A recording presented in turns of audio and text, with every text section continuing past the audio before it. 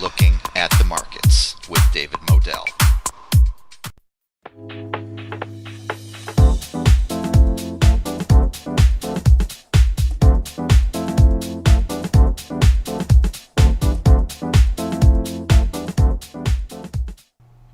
Hello and welcome to Looking at the Markets with David Modell. I'm a fan of under-the-radar opportunities and especially medical and scientific research that supports certain companies that are on the verge of a breakthrough. And today I'll be speaking with what I believe is one of those companies. I'll be speaking with Mr. Panna Sharma, the CEO, President, and Director of Lantern Pharma. This is so exciting. Mr. Sharma, welcome to Looking at the Markets, sir.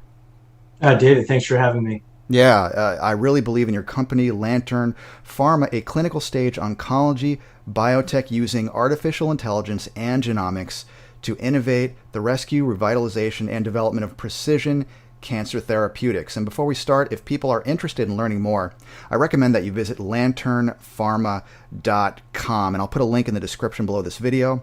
Also, if you're interested in investing, that's up to you. You have to make your own decisions, do your research, but the stock ticker is LTRN.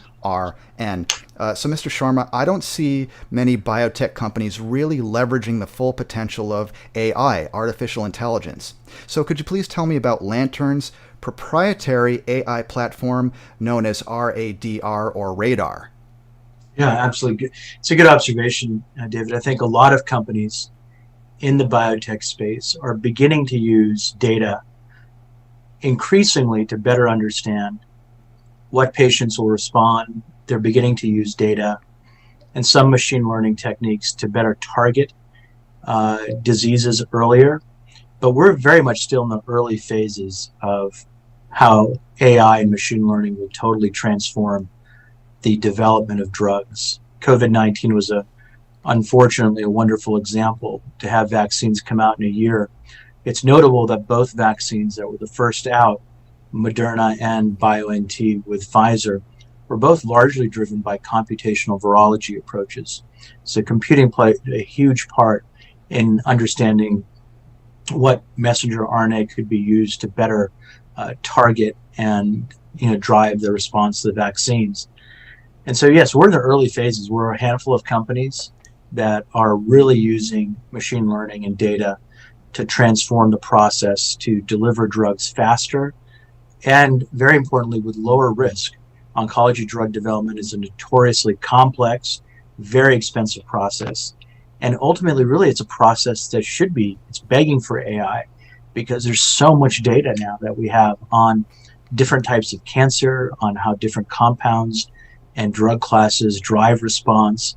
There's so many better biological tools to better monitor and measure the type of response, both in vitro as well as in vivo systems. So we're living, what I oftentimes call a golden age of AI in medicine. I think the productivity is going to increase 100-fold in the next 5 to 10 years, and the number of medicines that are going to be more powerful and more personalized will also increase significantly in the next decade. Now, how does Lantern rescue, revitalize, and develop abandoned or failed cancer drugs? Yeah, that is a great question, because that's core to our mission, to develop drugs faster and cheaper. So many drugs, as some of your viewers may know, and many people in the biotech industry, oftentimes get abandoned because there's a lack of sufficient understanding about how that drug works, or there's data about patients that respond really well to a drug in a trial, but unfortunately there's not enough patients that respond. And what drives that response or that lack of response is oftentimes the genomics of the patient or the tumor or the biomarkers that are involved in accelerating or decelerating the cancer. And so that ultimately really is a biomarker phenomena. And if you can understand the biomarkers so that you can predict responders better, you could have a higher chance of success. And that's ultimately how the company got started, was our ability to do large-scale data analytics around the genomics of responding groups and non-responding groups and generate signatures that correlated to a specific drug or drug class. And the very first drug that the company rescued was using that method, automating data analysis around RNA signatures correlating to drug response. We've now accelerated that platform significantly from less than 10 million data points when I got to the company to today. It's over 1.2 billion, expected to grow to over 5 billion this year. And so it does not only predicting patient response, but now the functionality has increased significantly. But the core of it really is, really, really highly curated data that we continue to collect both internally and externally. And as that data grows, the capabilities of the platform are also growing. The signatures become more robust. The types of cancers it's able to predict become more numerous. And the drug classes that it better understands also become much more precise. So on all three measures, I think this is probably the world's largest oncology drug development platform using AI today. Can you please tell me about Lantern's new antibody drug conjugate program? Yeah, that's a wonderful question. This is a very, very important area in cancer drug development. A lot of the biggest deals in cancer drug development in the last few months have all been done in the ADC space. Several multi-billion-dollar deals, including Gilead's acquisition of Immunomedics, Merck's acquisition of Velos Bio, and Boehringer Ingelheim's acquisition of MBE Therapeutics. And the reason people are so excited about antibody drug conjugates is that you're able to take these very powerful toxic or even targeted payloads and direct them to specific sites in the body or specific sites of the cancer cell. So you significantly reduce the amount of side effects or toxicity, and you increase the ability to target. So you get really both phenomena. You get the best of the antibody world plus the best of these targeted small molecule therapeutics. The key has been the linker strategy and how you develop linkers that are programmable and, more importantly, that you can predict. And that is part of a big solution that we're able to solve with one of our partners, Califia. But at the same time, the key and what came out of RADAR is as we generated more and more data, as we studied our compound, one of our very powerful compounds, 184, it became clear that that compound could better target the cancers and drive a more meaningful response if we're able to go after certain targets. And those targets, in many cases, were able to get to via an antibody. And so it was clear we had defined, very, very clear about 8 to 20 targets that were top priority. We knew these targets would respond to these known antibodies. We knew that the payload of 184, once it got to those targets, would have a very, very powerful, potent effect on killing off the cancer cells at the nanomolarity level. So it really was a perfect combination of we had access to linker libraries, we've already identified the targets through RADAR, and we better understood our lead molecule 184. So as all three things came together, it was clear that this was a perfect storm for developing an ideal antibody drug conjugate. And we think that's going to generate tons of return for our investors, but more importantly, a better therapeutic for cancer patients. Absolutely. Now, there's new and exciting scientific data substantiating the blood-brain barrier permeability of LP-184, which targets glioblastoma, an aggressive malignant form of brain cancer. So what is the significance of this data? It's really significant on three measures. First, just talking from an internal perspective, glioblastoma was predicted to be very responsive to our drug, LP-184, by RADAR. It came up on several of the screens that we did. And so when we validated that, in fact, it did work, we were quite excited by that. It really showed us that the platform was becoming more powerful. We then ran a number of algorithms to predict its blood-brain barrier, because it's one thing to kill brain cancer in a plate. It's another thing to do it in a real living system in small animals, eventually humans, but in actual in vivo intact neurospheres. So when we took our predictions and then went into the lab to use this in vivo and in 3D systems, and it had the same potency and across the blood-brain barrier, and it has to do two things. It has to cross the blood-brain barrier and kill off the cancer cells in this in the highly potent manner that it did in vitro, and it did that. So that was a great check mark. But also, very importantly, and this is where many drugs fail, as it crosses the blood-brain barrier, it has to also leave the neuronal cells intact and kill off the cancer, which typically grows in glioma cells. And it did that. So the fact that it crossed the barrier with a high level of potency, and then second, it left the neuronal cells intact, leaving them viable to minimize any damage to the patient, really critical. And so we crossed both those thresholds literally within months of going public and had some compelling data. And this drove a lot of excitement in the team. But more importantly, for cancer patients, this is even more important because glioblastoma, about 50% of patients don't respond to the existing standard of care today, and their outcome is very poor. I mean, typically we're talking survivals that are, right around a year or slightly longer. So there's a real need for improved therapeutics in this category. Yeah. Now, in developing LP-184, Lantern Pharma has research partnerships with several highly recognized research centers. Can you tell me more about this, please?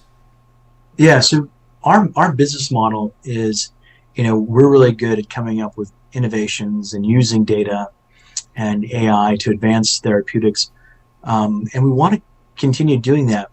But who's going to validate that what we're doing is really actually as exciting as it should be? So our business model has been, let's make sure that we're an asset-light organization, that we can use all these wonderful research labs that are always going to be better than our people, I think, because that's what they're focused in on their whole lives, professional careers.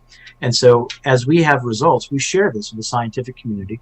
And we were lucky enough to have some of the top research universities, including Johns Hopkins, the Brain Cancer Institute there at Sidney Kimmel Cancer Center, Georgetown, Fox Chase Cancer Center at Temple Health. We top tier research centers that wanted to participate and help with our research and take it to patients more rapidly.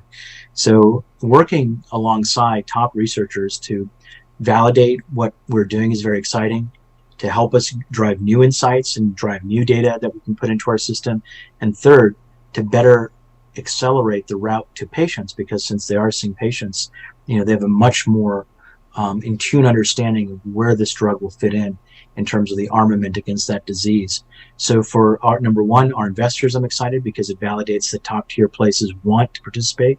And number two, I'm really excited from a patient perspective because it gives us better insight in terms of how our development will get to market faster for these patients. So on both fronts, working alongside top universities and cancer centers is a central part of our strategy. Absolutely. Now, Lantern also has a promising treatment candidate in LP-300, which targets lung cancers for non-smokers. And a prior phase 3 clinical trial of LP-300 did not meet clinical efficacy endpoints, but it did demonstrate survival benefit in a patient subgroup. So how is Lantern Pharma developing this potentially life-saving treatment today? That's a very good question, David. So just for your audience, so the prior phase 3 trial was not done at Lantern. So this is part of our strategy. So a really interesting, innovative company called Bionumeric was advancing this molecule, and they took it to phase 3. So this is done in over 10 trials, over 1,000 patients, very well tolerated molecule. And in a phase 3 trial in non-small cell lung cancer, it was observed that the non-smokers, and particularly the female non-smokers, both groups, both cohorts, had an increase in 2-year survival of over 125%. This was very similar to what they also observed in a prior phase 2 trial. So we had 2 trials where a group of non-smokers were observed to have significant clinical benefit, with really statistically very significant. But at the time, there wasn't enough known about why, and there certainly wasn't the personalization of treatment done back in 2013 when this trial was parked. And so today, we understand that non-smokers, in fact, have a very different type of disease in non-small cell lung cancer. It has a totally different molecular profile. It has a different responsiveness to immunotherapy, chemotherapy, targeted therapies. And so it's a different disease. So now we can go back in our platform and through genomics and biomarker analysis, we can understand why that this disease is different and why non-smokers are different from smokers, and the mutational profile and the site of mutation is different. And so, of course, it's going to have a different outcome. So once we acquired the drug, the rights to the drug from Bionumeric, we did a whole host of additional lab work and study on the molecule to target what specifically was driving this increased response. And when we develop our signatures, we look for two things. Is it statistically meaningful or very significant? And then that's not enough. It has to have biological relevance. Is the biology behind what we're finding relevant? Then third, can we replicate the biology and then continue to add to the data set that drives the prediction? And then we talk to KOLs. So much like our model, we have this interesting insight. Then we go talk to the top researchers in the field. And unlike 2013, today in 2021, there are many groups that are very, very focused on non-smokers. It's a rising disease. It's about 20% of non-small cell lung cancer. So it's not a trivial population. About $2.4 to $2.5 billion, David, that are spent annually on therapeutic options for non-smokers with non-small cell lung cancer, most of them which aren't that effective. So this is again, a needed area. We're applying AI to understand the problem and understand the genomics allows us to really rescue this drug. And so we're launching a phase 2 trial later this year, and so we've been working with sites. We've been finalizing the protocol. We're obviously manufacturing. We're near finalizing the manufacturing of the drug. So all things kind of pointed toward a mid-year, late summer kind of launch for this trial. Very important indication and very important to patients as well as to our business model. And can you please tell me about what you envision as the future of RADR or radar technology? Oh, yeah, I think we've got so much activity going on this year. We're going to add billions of more data points to the platform. We're also going to grow the platform in terms of new drug classes. As I mentioned, the antibody drug conjugate program will generate tons of new data. So I think easily this year we'll reach 3 to 5 billion data points, and it could be significantly higher than that. And now we're very well capitalized. We just did a follow-on offering, raising an additional $60 million. So we've raised $86.3 million since going public. Our burn rate is very modest, so that gives us a very, very good window into accelerating our work into the future. Several years of cash, and so we can really focus on the science, advancing the portfolio. And as we advance the portfolio, it's all data. All that data goes right back into radar, and so it really perpetuates, allows us to develop new drugs faster, new indications. And as I've promised to our team and to our investors, we're very focused on a new indication every 12 to 18 months. That's what we do best. We find things that are innovative, new, targeted, oftentimes in very rare populations. And then those programs can be worth hundreds of millions or potentially billions of dollars. And so this is what the power of AI is. The power of AI is to develop drugs faster, cheaper, and with greater certainty that they're going to work as they advance. And so I think this is really the future of how drug development will be done, is part data science and AI and part genomics and molecular biology. I totally agree. I believe this is the future, but you get to see it first, and you get to watch the future happening now with AI, artificial intelligence enhanced, and genomics technology enhanced oncology at its best. And not only new treatments, but rescuing highly promising treatments. This is really a great business model. I see it as huge potential. The ticker symbol is LTRN if people are interested in potentially investing. Now you have to make your own decisions. You don't buy something just because somebody in a video recommends it. You only invest after you've checked out, first of all, the website, lanternpharma.com. Do your own research and then make your own decisions. But my decision is that this has huge promise, huge potential, and possibly even life-saving. I see this happening down the road. I've been speaking with Mr. Pana Sharma. We're going to have to certainly do an update at some point to check on the progress of Lantern Pharma. Thank you, sir, for coming on Looking at the Markets. No, thank you, David. Great to be here.